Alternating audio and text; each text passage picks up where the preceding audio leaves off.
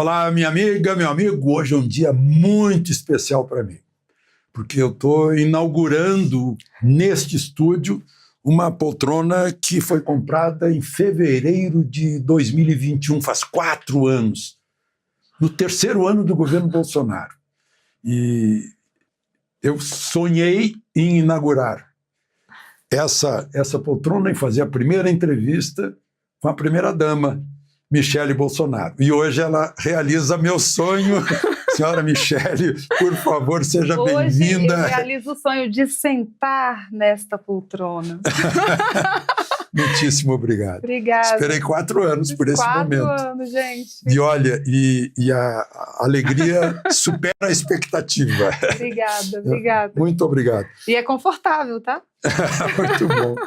Agora, já vou começar perguntando uma coisa bem pesada, né, para as pessoas entenderem que vai ser uma boa conversa. Tá. Antes de ser primeira-dama, teve campanha eleitoral. Qual foi o seu maior susto, a coisa mais terrível que aconteceu na sua vida antes de o presidente Bolsonaro ser eleito? Antes dele ser eleito, foi o atentado. Pois é, era esse o ponto. Foi algo que marcou as nossas vidas. Como é que a senhora soube? Em que momento, em que ocasião, onde estava, quando soube? Eu estava trabalhando, colocando janelas de Libras, acessibilidade nos vídeos dele de campanha. E recebi uma ligação de um funcionário falando que ele tinha sofrido apenas um corte, né? E que já estava tudo ok, já tinha ido para o hospital, já tinha levado os pontos. E depois o Flávio me liga falando que realmente tinha sido algo mais grave. Mas as pessoas que estavam ali no estúdio me blindaram do que realmente estava acontecendo. Depois os jornais começaram a noticiar que tinha tido perfuração de órgãos e que realmente ele corria risco de morte. Eu estava no Jardim Botânico, o senhor conhece muito bem o Rio, né? O trânsito ali também bem complicado, véspera de feriado, dia 6 de setembro. 6 de setembro. De 2018. As pessoas já estavam viajando, né? E muitos descem de carro. E eu fui correndo para casa. Eu me lembro que no caminho eu liguei para uma tia. Casa lá na Barra. Na Barra da Tijuca. No caminho eu lembro que liguei para uma tia aqui em Brasília, pedindo para ela, para a gente poder tirar uma passagem, para ela poder chegar logo cedo no outro dia, para eu estar com ele. Cheguei em casa, assim, coisa de 10 minutos mesmo, nem pensei. Peguei uma jaqueta, uma blusa, uma calça, coloquei dentro da mochila e fui de carro para Minas Gerais. Juiz de Fora está a 200 quilômetros do Rio, nem isso. Só que nós pegamos trânsito e nesse intervalo algumas pessoas tentavam ligar, alguns candidatos tentando se solidarizar com a situação. E a gente pegando também o alto, a gente não conseguia sinal, enfim, a gente às vezes parava para poder falar, porque vários se solidarizaram com a situação. E o seu interior, a sua emoção? E o meu interior, até então, eu não tinha a real noção da gravidade, tá? Porque como eu já fiquei sabendo que estava tudo ok, que ele já tinha levado os pontos, que para mim tinha sido algo superficial, né? Depois que o Flávio falou que tinha uma gravidade, mas eu não imaginava que eu ia encontrar o meu marido daquela forma. Muita gravidade. Né? Muita gravidade. Então, quando eu cheguei na Santa Casa, e aqui eu quero agradecer os médicos, os enfermeiros, todos que estiveram ali conosco, que realmente salvaram a vida do meu marido. Eu lembro que eu cheguei e vi assim, aquela multidão de jornalistas na frente, eu falei, poxa, aí as coisas foram ficando mais difíceis, já comecei a ficar trêmula, meu coração começou a bater mais forte. O Magno Malta estava numa antessala e falou, minha amiga, é muito grave e agora você vai lá falar com ele. Eu abri a cortina e realmente ele estava irreconhecível. Ali foi um baque muito forte, porque ele realmente estava transfigurado. Ele tinha uma cor, perdeu muito sangue, né? Hemorragia interna, acho que quase 2 litros de sangue. E quando aí eles fecharam a cortina para eu ter aquele momento com ele, ele olhou para mim e falou: Mi, com muita dificuldade de conversar, falou: Mi, olha o que fizeram comigo. E a lágrima escorrendo, e eu peguei, passei a mão na cabeça, dei um beijo na testa dele. E ele falou, eu não tinha visto, né, porque ele estava com manta térmica, enfim, não podia mexer. E eu olhei para o teto do hospital e fiz uma oração. Falei para Deus: Senhor, eu sei que não caiu um fio da nossa cabeça e nenhuma folha da árvore sem o seu consentimento. E naquele momento o médico já tinha falado que eles já tinham feito de tudo e que era só Deus, né? Ele poderia morrer também por pneumonia, infecção, enfim. Ali eles tinham feito aquela cirurgia para ele sobreviver. E eu fiz essa oração e na hora eu falei para Deus: se for para a morte, glória a Deus. Se for para a vida, louvado seja o teu nome. E foi tão engraçado, Alexandre, que eu, naquele momento, eu acho que eu recebi uma anestesia. Foi algo sobrenatural. Eu tive uma força que eu não esperava, humanamente falando, eu não sei o que aconteceu. Ali eu estava na dependência de Deus, porque às vezes a gente fala, eu não consigo resolver um problema, e aí quando você se coloca nesse lugar de dependência, que é só Deus que pode te tirar dessa situação, você tem que se entregar. E eu me entreguei, falei: Senhor, Ele está nas tuas mãos. E eu tive uma força que eu não sei te explicar. Eu fui anestesiada. No outro dia, aí os meus alguns enteados estavam ali. No outro dia, eu voltei para o Rio de Janeiro para acertar a minha casa. A minha tia chegou de viagem para cuidar da Laurinha. A Laurinha era criança, a gente não falou para ela. Eu tinha minha filha também pré-adolescente, a Letícia, e ela também estava estudando. Então eu tive que organizar a minha casa para poder voltar e ficar com ele no hospital. Então eu fiquei com uma mochila nas costas por 20 dias dentro do hospital, ao lado dele. Eu vi todo o sofrimento dele, toda a dificuldade, um guerreiro, ele lutando para viver. E em todo tempo eu vi a mão de Deus sobre a vida dele. Então eu tive o entendimento de que abaixo dos céus tudo que acontece é permissão do Senhor, né? E os médicos falando que foi um milagre, que poderia ter pegado uma veia, foi isso, mais 2 milímetros pegava aqui. E assim, aí você ia vendo e fala: meu Deus, glória a Deus por isso, glória a Deus. E foi um milagre. Um milagre. E o mais lindo, assim, eu tive lapsos de memória, algumas coisas eu não me recordo, porque foi muito tumultuado, época de eleição. Algumas pessoas não respeitam esse momento, não respeitava ele estar numa UTI, a situação dele que era grave, então a gente ainda tinha que se indispor com essas pessoas também. E ele manifestava alguma coisa assim, uma vontade de voltar para a campanha eleitoral? Não, mas ele atendia as pessoas. E esse foi o problema, porque os médicos proibiam a subida. E ele queria ali, com muita dificuldade, na cama, ele queria fazer campanha para o candidato dele, o senhor conhece ele. Uhum. Né? E ele é muito forte, o médico falou: olha, se você tivesse tido um passado de bebidas, de tabagismo, você não teria resistido. Se tivesse num lugar distante de um hospital também, bom como a Santa Casa, né? Isso.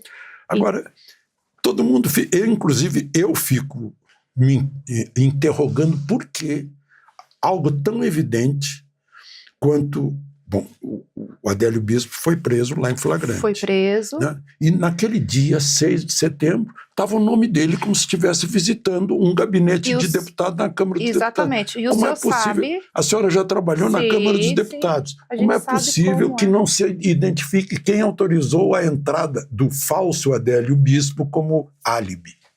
Mas tem. Tem? Tem nas redes sociais. Ele visitou um gabinete. É um gabinete de algum deputado que foi embora, renunciou e depois voltou? Sim. Ah, então é o mesmo que eu imagino ser. Que gosta de cuspir. né, anterior ao, quer dizer, do partido a que pertencia o Adélio Bispo. Mas será que teve mais gente envolvida? Porque ele não é um lobo solitário. Pois é. Ele não é um lobo solitário. Ele faz parte de uma matilha.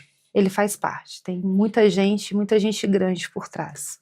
Pois é, porque foi tão abafado. Uma filha de Deus, temente a Deus, eu creio na justiça celestial. Eu creio. Nessa terra não tem como você plantar limão e colher um moranguinho doce. Nós temos... A gente tem a lei da colheita. Isso é algo que ficou oculto e que precisa vir à luz. Exatamente. Ainda é um mistério, né? A gente vê que realmente tem muita gente por trás desse atentado. Ainda na sua vida privada com o então deputado Bolsonaro, vocês se casaram em 2007, né? 2007. E a senhora já fazia essa obra social que passou a fazer como primeira-dama. Quer dizer, não é uma novidade de primeira-dama. Não. Eu comecei no voluntariado. Eu vim de uma família disfuncional. Eu nasci na Ceilândia. Os meus pais se separaram. Para quem não sabe, Ceilândia é uma cidade satélite. Aqui faz parte dos arrabaldes de Brasília. É uma das maiores cidades, né? E os meus pais se separaram, eu tinha 4 anos de idade. Nós não passamos fome, mas nós passamos muita dificuldade. E o maior desafio... A senhora vendeu laranja trabalhando no supermercado, em 2 supermercados. Tenho muito orgulho disso. Fui muito atacada como primeira-dama. Uma caixa. Eu nunca fui caixa, também não tenho nada contra. Meu sonho era até ser a patinadora ali, né? Que resolvia os problemas dos caixas. Mas eu fui muito atacada porque eu não tenho nível superior.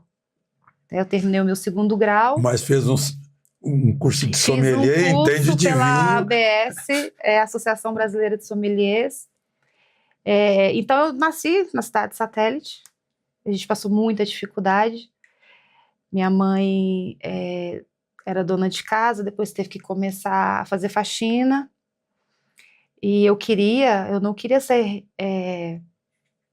eu não queria dar continuidade, né? Ver que aquilo ia perpetuar, como eu via nos meus primos, as minhas tias, aquela vida. Eu queria trabalhar, eu queria ter as minhas coisas, né?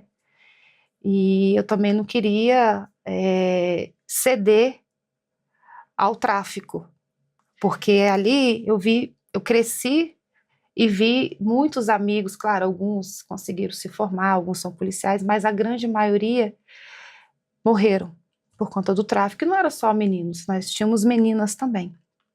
E eu não queria ter essa vida. Ou seja, a futura primeira-dama descobriu, já conhecia uma realidade triste desse país. Triste. Então, com 10 anos de idade, eu comecei a vender laranja no sinal da feira da Ceilândia, onde tinha a antiga Caixa Econômica Federal. Eu vendia laranja, recebi umas moedas, eu não tenho... Ia ganhar um dinheirão hoje. Pois é. A laranja tá tão cara. Eu não tinha noção, era mais para ajudar também um senhor que ele tinha mobilidade reduzida, ele ficava do outro lado do sinal vendendo capas de carro para bancos de carro. E eu prestava atenção, eu sempre fui uma menina muito esperta, muito ativa. E eu prestava atenção que ele perdia as vendas da laranja porque ele não conseguia atravessar a pista por conta dessa mobilidade reduzida. E para ele ganhava muito mais vendendo as capas de banco de carro. E eu fiz a proposta para ele, porque eu morava no comércio, eu ficava do portão da minha casa só analisando, porque eu queria ser aquela vendedora, né? Eu almejava ser a vendedora do sinal. E um dia eu fiz a proposta para ele. Então, assim, uma pessoa que só tinha canela, joelho e canela, era magra, transparente. E ele aceitou. E eu comecei a vender e acabei... Não, as laranjas, os pacotes. Eu saía correndo atrás dos carros quando abria o sinal e conseguia pegar, porque hoje você passa o Pix, né? Eu tinha que dar troco. E eu fui uma boa vendedora e eu fui promovida até para o outro lado para começar a cuidar das capas. Só que ele adoeceu e nunca mais voltou. Então não sei o que aconteceu com o senhor Paulo, mas tenho muita gratidão e lembro dele com muito carinho, um senhorzinho que vendia capas ali no sinal da Feira da Ceilândia. Então, com 14 anos de idade, eu queria ser babá, minha mãe não deixou ser babá no lago, e eu consegui vender panetones A minha tia, ela era do ramo, também de supermercado. E uma empresa, eles compravam uma demanda muito grande, né? Encomendavam uma demanda muito grande de panetones. E sobrava, colocava um preço muito alto e no final sobrava e eles tinham que acabar com aquela quantidade no depósito. E certa vez o gerente perguntou, você conhece uma menina maluca, assim, doida, que possa ir para o Sinal e a gente acabar com esse estoque? Ela falou, sei, é minha sobrinha. E eu lembro, Alexandre, que a gente foi... Saldos! A gente foi para um Sinal, não sei se foi em Sobradinho, a gente montou uma pilha de panetones e ele comprou uma marmita pra gente e uma Fanta uva quente, era um purgante, né? Deixou pra gente ali e eu vendi todos os panetones, porque eu não perdia um sinal. Eu sei o que é sair correndo, fazendo a proposta e voltar pegando dinheiro. E ele falou assim, quando você tiver 18 anos eu vou te contratar. E com 18 anos ele me contratou e eu trabalhei nessa empresa. Bom, eu fico curioso em saber em que momento o seu marido, então deputado, lhe disse que estava com vontade de ser presidente. Ai, meu Deus! Nem eu acreditava nele. Porque eu sabia que ele seria uma voz solitária no Congresso, né? E foi durante muitos anos. Justamente por ele ter sido por muitos anos. Mas o Jair, eu não sei se o senhor é igual. Quando ele fala que está pensando em fazer alguma coisa, ele já fez. O senhor se identifica? Eu entendo. Vou perguntar para a Magda. Então, quando ele falava assim, jogava por alto, uma andorinha só não faz verão, as coisas não estão acontecendo, 28 anos no Congresso, as coisas têm que mudar. Eu falei, ele está armando alguma coisa. O Onyx Lorenzoni me disse que foi o primeiro a acreditar nele lá no Congresso. Deve ter sido. Deve ter sido. Algumas pessoas já falavam isso. Mas ele não chegava e não compartilhava comigo.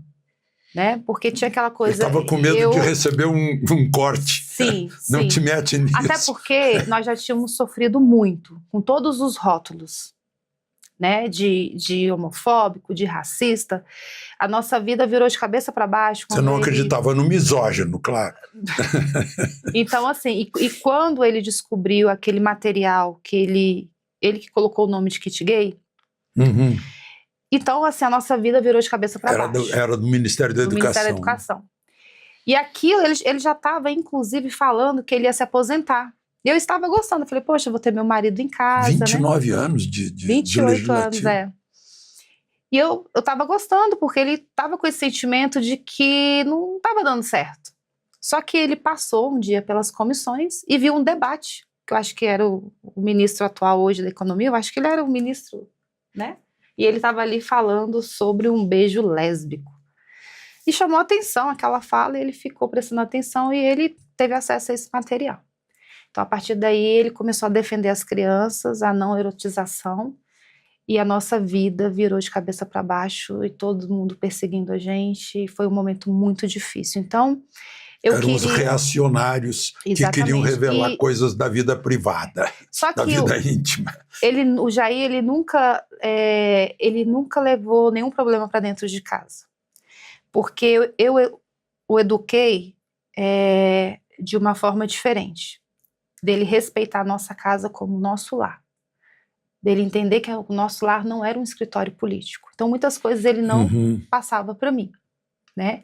Eu cuidei do filho dele, mais novo, o Renan, ele foi morar com a gente, ele tinha por volta de 9 anos, eu já tinha a Letícia de 5 aninhos, a Laura só nasceu em 2010, então eu tinha que dar essa tranquilidade para o meu marido, de cuidar da casa, cuidar dos nossos filhos, para que ele pudesse ter a cabeça tranquila. Isso foi sempre, né? Como mulher de político. Sempre. Então, ele tinha essa paz para viajar todas as terças-feiras, eu deixava ele no aeroporto toda terça e buscava toda quinta, mas eu não queria saber de política, porque eu falava, não, eu não consigo, né, basta só você apanhar, ser perseguido. Mas lá pela Santa você já percebeu que ele já era candidato.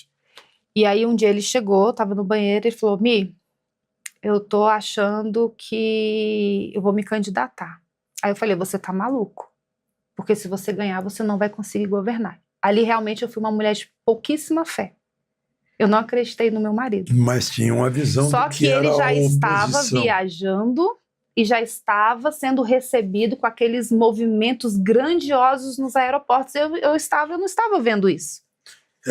Eu acho que os políticos, em geral, não viram isso Porque não também, tinha se WhatsApp, surpreenderam. na época a gente não tinha veículos de comunicação. E eram só jovens. Eram só jovens que iam para os Isso. aeroportos. Então ele já tinha tomado uma proporção, ali o movimento já tinha crescido e eu não estava sabendo que ele estava tão famoso nos aeroportos, nas chegadas nos estados.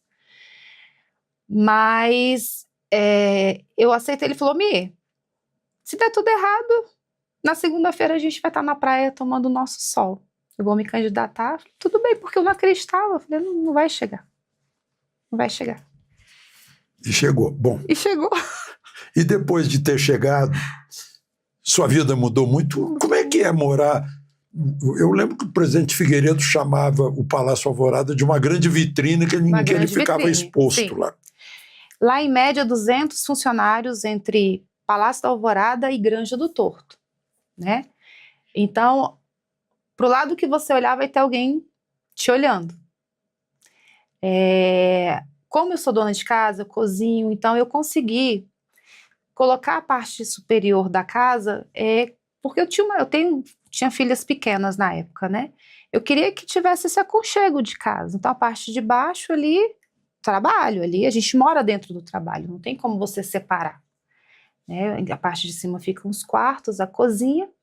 Então eu tentava também criar essa atmosfera, esse clima de casa. É um pouco difícil, porque não tem isolamento acústico, porque é muita gente transitando, escala de funcionários, o tempo todo. Tem intimidade? Não tem privacidade? Não tem privacidade. A privacidade mesmo é só nessa parte dos quartos, né? Porque até na sala você escuta quem está falando embaixo, justamente porque não tem isolamento acústico. Piscina é muito difícil. Posso perguntar uma questão bem interna? Pode. A senhora e o seu marido usaram os lençóis de presidentes anteriores? Usamos os lençóis por um bom tempo, acho que uns 6 meses. Até eu conseguir trazer a minha mudança. Porque eles queriam mudar o enxoval, mas quando eles foram mudar o enxoval, eles tinham uma pegadinha. Né? Eles queriam colocar lençóis superfaturados para sair uma matéria. Egípcios. Lençóis egípcios, mas realmente assim, já para assassinar minha reputação logo na chegada. Porque sempre tem esses grupos que incentivam a primeira-dama a falar mal da antecessora. Então, A antecessora foi a Marcela Temer, que é uma querida, tenho muito carinho por ela, muito respeito, inclusive me apresentou o programa Criança Feliz, que ela é embaixadora, madrinha. Eu dei continuidade ao programa, o programa foi premiado em Doha, o nosso ex-ministro foi a Doha buscar o prêmio, ela me apresentou também a visitação cívica, eu dei continuidade, depois implementei também o Alvorada de Portas Abertas, onde eu podia receber as minhas crianças. Pois é, interessante essa... É lindo. Depois as crianças vibrando lá dentro. Depois eu vou te mandar um vídeo para você Essas assistir. Crianças vinham de onde? Essas crianças são crianças de instituições cadastradas no programa Pátria Voluntária, que eu era presidente. Então, posso te contar algo? Fique à vontade. Está contando para todo mundo aí. Para todo mundo. Ceilandense. E nunca fui sorteada na escola para conhecer a casa do presidente. Então, eu só consegui ir no catetinho e fiquei assim, muito triste, porque eu queria conhecer, né, a gente tem um sonho de saber onde o presidente mora. E não consegui. Então, como primeira-dama, eu tenho até hoje esse contato com as instituições de Brasília, por conta do meu trabalho no social, no voluntariado. A gente cria uma relação de amizade, de irmandade, porque todas essas pessoas que estão à frente dessas instituições, elas renunciaram a algo em suas vidas para poder se doar, né? Como tem uma amiga que cuida hoje de crianças que foram abusadas sexualmente. Então, são em torno de 300 Senadora crianças. Damares. Senadora Damares também, muito importante, minha líder, minha referência, minha amiga, que eu amo muito. Então, eu tive a ideia, falei, opa, aqui não é a casa do povo? Porque eu lembro que também tinha um mistério em torno da casa do presidente, né? Uma vez passou, não sei, foi um Fantástico. O máximo que mostraram foi ali um pedacinho da biblioteca. Então tinha aquele mistério, né? De algo ser algo muito grandioso. E quando eu vi aquele jardim, aquela piscina, eu falei, eu vou abrir para as minhas crianças. E eu fazia o rodízio dessas instituições sérias cadastradas no programa Pátria Voluntária. E era 100% voluntário, porque eu tinha os nossos parceiros, trabalhei muito com as esposas de ministros, as esposas de chefes de banco, organismos internacionais. Eu acho que eu fui a única primeira dama que tirou as embaixatrizes de dentro das embaixadas para trabalhar.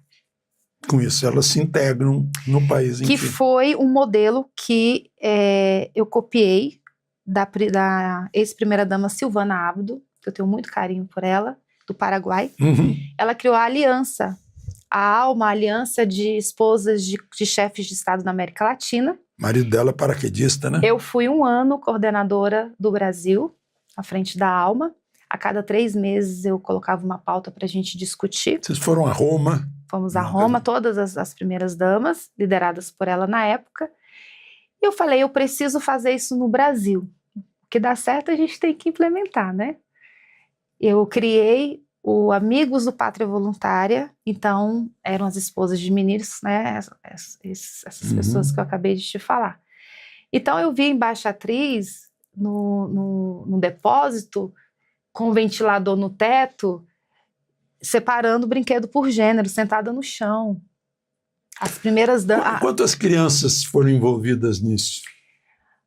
Hoje, assim, o número, eu poderia ter pego esse número, mas muitas crianças, porque toda vez que a gente abria, para ser assim, algo seguro também, e a gente conseguir fazer algo legal, porque eles almoçavam, eles tomavam café, almoçavam, e o almoço... Era almoço, se era na época do Natal, era um almoço natalino, com chester, arroz, farofa, salpicão. A gente tinha uns parceiros que traziam sorvete, picolé, algodão doce, era muito chique. E os padrinhos eram os ministros, secretários executivos e amigos da sociedade civil. Quer dizer, não ia um tostão do dinheiro do pagador de imposto. Nenhum tostão. E outra coisa, tinha que dar o presente que a criança colocava na cartinha. E eu fazia a vistoria. Tinha que ler as cartinhas. Uma vez uma criança pediu uma bicicleta, chegou um patinete. Eu saí correndo para comprar uma bicicleta de última hora. Então a gente tinha que dar o presente que a criança pedia. Então, em torno de 60, 70 crianças por evento, cada vez. Agora, eu ouvi uma frasezinha sua aí. Hoje, mesmo depois de não ser mais primeira-dama, continua fazendo... Continuo porque é algo do meu coração, é uma pauta. Eu comecei porque já vinha antes, no voluntariado, aos 14. Eu cadastrei a Vila dos Carroceiros, que hoje é o Sol Nascente. Eu participei pela Igreja Católica, na época, desse cadastramento. Então, eu acho que o voluntariado, ele é um legado de amor, de solidariedade e de esperança. Né? A gente, com o voluntariado, você planta uma semente na vida das pessoas, e eu colho os frutos do voluntariado na vida das minhas filhas, porque eu sempre levei as minhas filhas desde pequenininha. Eu levava a minha filha, a Laura, para o lixão lá no Rio de Janeiro, para dar choque de realidade, para poder realmente valorizar o que ela tem, e para ser um ser humano melhor, porque eu creio nisso. Não é mão de obra não remunerado, como muitas pessoas me criticaram, quando eu fomentei e implementei o voluntariado no programa Pátria Voluntária. Não é isso, não é sobre isso. É sobre ser humanos melhores, com empatia, para cuidar. Voltando ao Alvorada, é verdade que a senhora cozinhava lá no Alvorada? Eu cozinhava. E eu cheguei e cozinhei por uns 30 dias para eles poderem conhecer o meu tempero, a comida que as minhas filhas gostavam, porque é muito difícil, né, você ter criança pequena. Então eu tinha que conciliar a minha agenda como primeira-dama, mas a minha pauta prioritária é a minha casa, é a minha família. Eu sou mãe e primeira-dama. Então muitas vezes eu tive que sair correndo de audiências, de eventos, para poder fazer a abobrinha com ovo que a minha filha tinha pedido para eu fazer no outro dia. Então ela sempre em primeiro lugar, né? Eu sempre consegui conciliar e ser mãe. Eu sou presente. Sou muito presente. Abobrinha com ovo. Abobrinha com ovo e bastante coentro no final. Que coisa, né? Que ironia. Hoje a picanha foi substituída pela abobrinha e o ovo está fora do alcance. Está fora do alcance. Quanta mudança nesse país. Porque são as comidas, né, que elas gostam de comida de verdade. E elas gostam da minha comida. E qual foi o momento do mandato todo do seu marido em que foi mais difícil e por quê? O momento mais difícil, pandemia, os reflexos da guerra e Brumadinho. Brumadinho foi logo no início. Foram 3 momentos assim que foi muito difícil pra gente. Foram momentos difíceis. E a dificuldade durante a pandemia, né? Eu que sou marido de médica, eu assisti de perto, saí de uma televisão por causa disso, porque hoje a gente sabe quem estava certo, né? Quem tinha razão.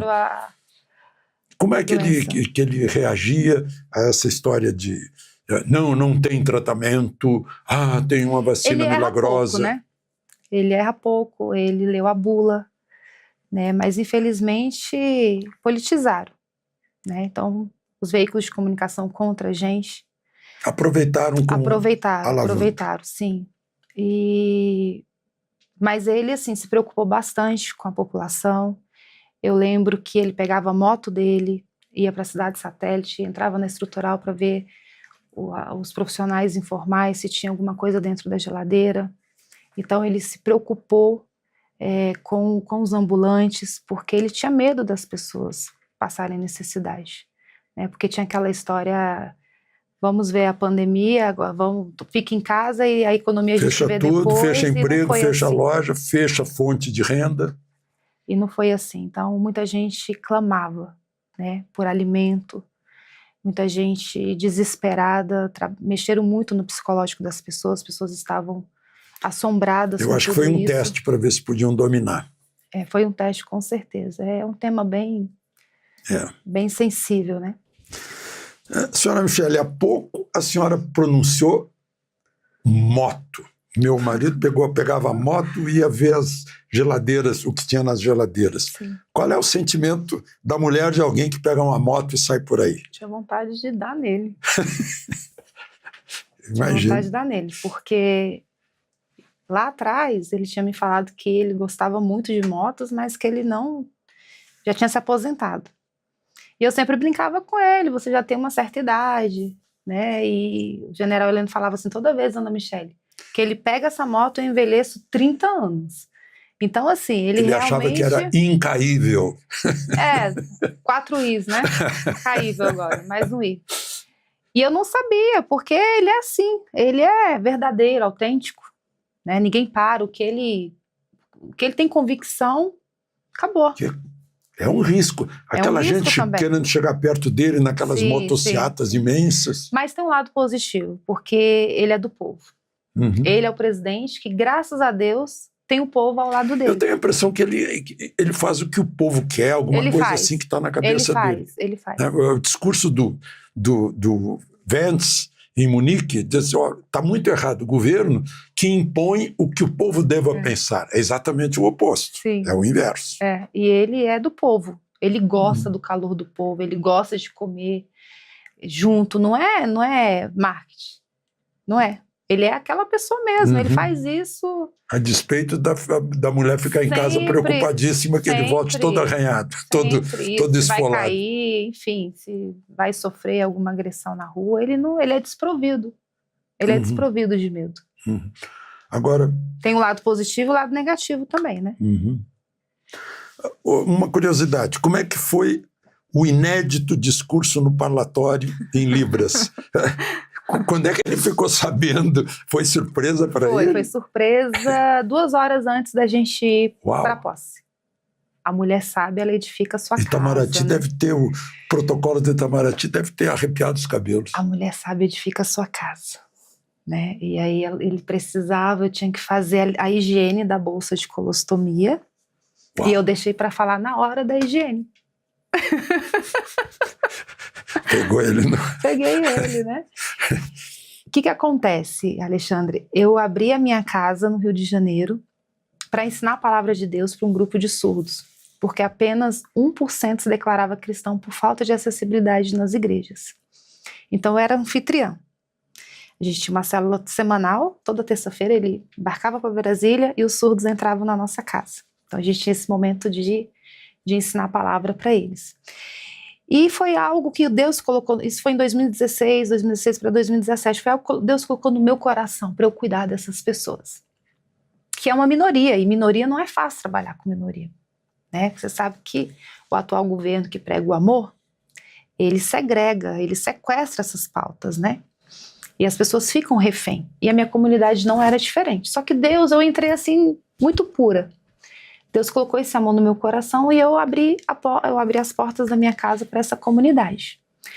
Então, eu tinha um sonho. Então, quando eu comecei a ver que realmente poderia ter a possibilidade do Jair chegar à presidência da República, eu falei, eu tenho que fazer uma homenagem aos meus amigos surdos, porque eu quero que eles se sintam valorizados. Porque eu tenho muito amor por eles, muito amor. E alguns surdos também se posicionaram a favor, porque a grande maioria era de esquerda na época, 80% esquerdista, e alguns surdos se posicionaram, né, pelo meu carinho de saber que eu era uma líder e que ensinava a palavra de Deus para eles.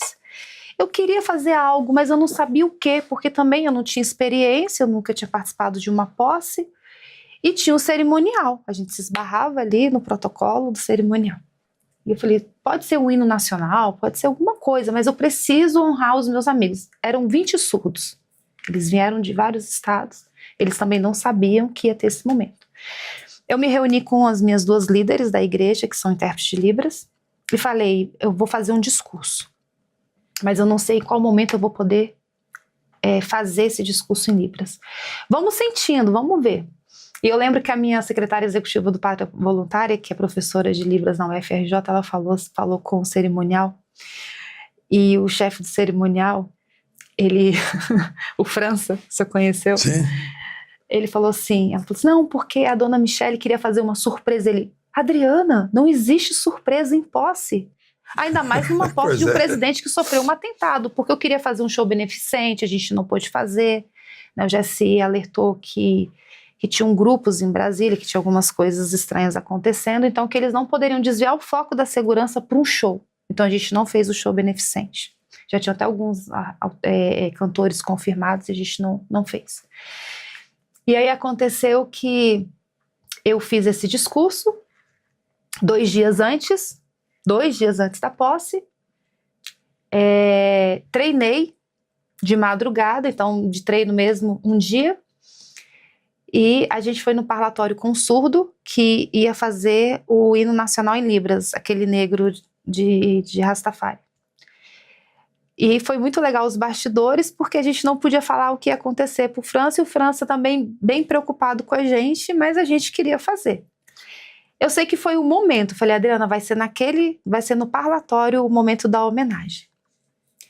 Nós chegamos no parlatório e foi uma surpresa para o público e para o cerimonial. Só que antes de sair da granja, faltando 2 horas, e o França ligando para a gente há 2 dias. Já conseguiu falar com o presidente? Ele está sabendo que a dona Michele vai fazer o discurso? Não, mas por quê? Porque a casa está cheia, porque tem convidados, porque a família está aqui. Ele não dormiu, tenho certeza que ele não dormiu por 2 dias. Eu sei que quando eu cheguei no parlatório para fazer o reconhecimento, para levar o surdo, né, para arrumar a minha parte ali do discurso, ele estava com uma maleta e ele falou assim, qual que é a surpresa? Aí a Adriana, a dona Michele vai discursar. Ele, a dona Michele vai discursar? A maleta só ia subindo. Aí ele, e em Libras? Em Libras? E o presidente sabe? Não, o presidente não sabe. Dona Michele, o meu emprego como que ele falou? O meu emprego está garantido? Eu falei, claro, fica tranquilo, por que não estaria garantido? E aí eu fui fazer a limpeza. Embaixador do Canadá hoje. Embaixador, um querido, assim, tenho muito carinho, muito respeito, me ajudou bastante na questão da acessibilidade dentro do palácio. E aí, voltando lá para a granja, a gente foi fazer a limpeza, e ele deitado, eu falei, amor, eu queria te pedir 5 minutos do seu tempo de discurso. Aí ele falou, claro, desprovido, né? Claro. Eu falei, você vai falar? Eu falei assim, vou falar. Aí ele falou assim, falei, mas eu prometo que são 5 minutos, não vai passar. Ele, não, tudo bem. Não quis saber o teor da fala. Não quis saber, eu estava fazendo a limpeza, ele não podia falar nada também, né? Senão eu deixava ele ali. Brincadeira. Ele saiu do quarto, o general Heleno estava passando, tinha um espelho na sala, eu pedi para o general Heleno gravar o meu discurso, eu fui treinar na frente do espelho. Uhum. E ele estava segurando o celular, me gravando. E eu comecei a fazer o meu discurso na frente do espelho. O general Heleno falou assim, Dona Michele, eu não entendi nada, mas ficou muito bom. Muito. 4 minutos e 32. Uhum.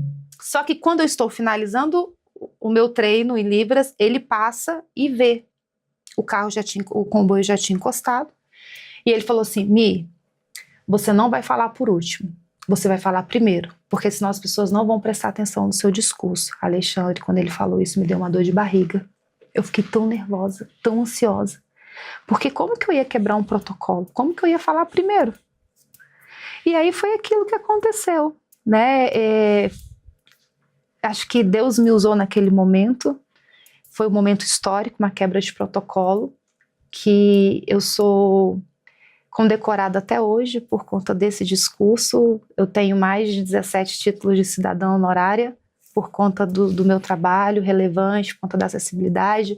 Eu fui reconhecida mundialmente pelo meu discurso, por essa quebra também, e por dar visibilidade a uma comunidade que estava há tanto tempo na invisibilidade.